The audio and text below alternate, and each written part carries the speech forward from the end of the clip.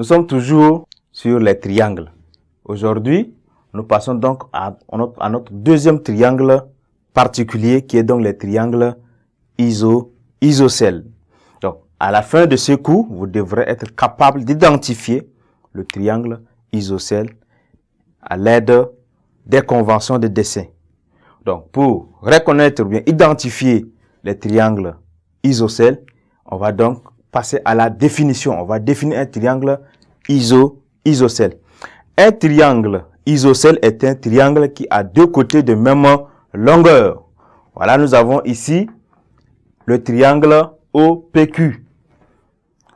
Le triangle OPQ est un triangle isocèle. Pourquoi? Parce que le segment OP, la mesure du segment OP est égale à la mesure du segment OQ. D'accord, c'est pourquoi on a donc par convention de dessin, on fait un trait pour dire ici que les côtés, ces deux côtés-là ont même mesure. Et c'est ça donc la convention de dessin pour reconnaître que un triangle, c'est un triangle isocèle. Nous avons donc ces conventions-là. Donc, le point O est le sommet principal de ce triangle. Et nous avons le côté PQ est donc le côté qui est opposé, d'accord, au sommet O. Et ce côté constitue donc la base de notre triangle. Nous avons donc la distance OP est égale à la distance OQ. D'accord? Or, la distance OP, elle est différente de la distance PQ. Pourquoi? Parce que nous avons affaire à un triangle isocèle. Donc, cette définition, elle est différente des triangles équilatéraux.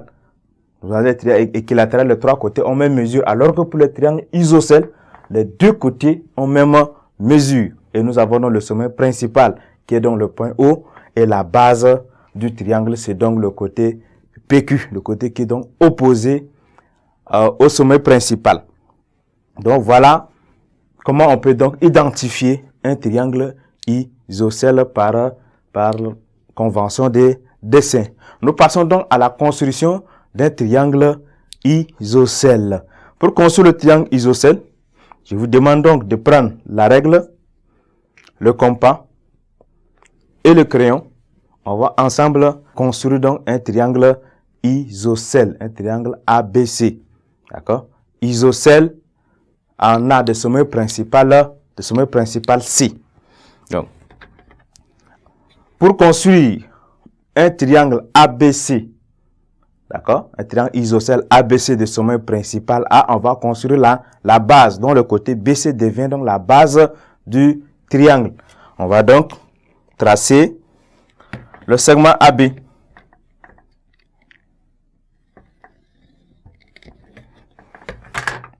Voilà, nous avons ici le point A. Nous avons le point B. Ça nous fait donc le segment AB. Maintenant, avec le compas, d'accord, on prend l'écart. Cette fois-ci, on n'a pas besoin de mesurer le segment AB. On peut prendre n'importe quel écart parce que on ne nous a pas donné la mesure du côté AC. Donc, on va tracer un arc de cercle de centre A. Voilà, on prend le bout pointu sur le point A et on trace un arc de cercle. On enlève le compas tout en gardant l'écart. Cette fois-ci, on change de position, on place le bout pointu sur le point B. On va tracer un arc de cercle de centre B.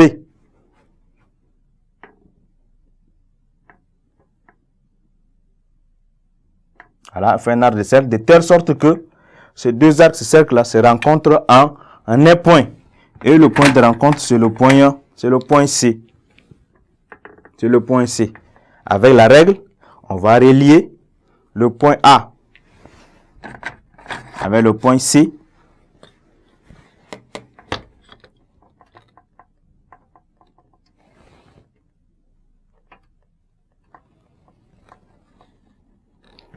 On va aussi relier le point C avec le point B.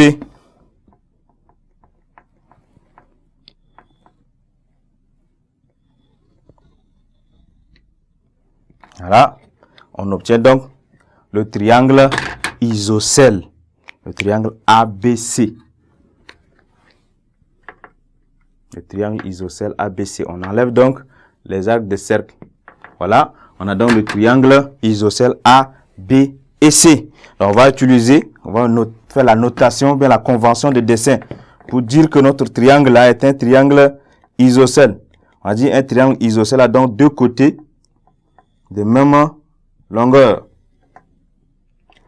Voilà, nous avons donc le côté AC est égal au côté CB. Le côté AC est égal au côté CB. Donc, nous avons ici la longueur du segment AC est égale ici à CB. D'accord? Mais AB, la mesure, elle est différente du segment d'autres de distance BC. Distance CB. D'accord? La distance AB, d'accord, cette distance-là, elle est différente de la distance CB. Elle est aussi différente de la distance AC. Voilà, chers élèves, comment on peut reconnaître un triangle isocèle et comment on peut construire également un triangle isocèle. Merci pour votre attention. Au revoir et à la séance prochaine.